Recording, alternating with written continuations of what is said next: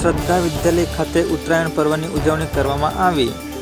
સંજેલી તાલુકામાં આવેલ યુગ શક્તિ ગાયત્રી એજ્યુકેશન ટ્રસ્ટ સંચાલિત શ્રદ્ધા વિદ્યાલય ખાતે ઉત્તરાયણ પર્વની ઉજવણી કરવામાં આવી હતી, જેમાં શાળામાં અભ્યાસ કરતા તમામ વિદ્યાર્થીઓને પતંગો અને સિક્કીનું વિતરણ કરવામાં આવ્યું હતું।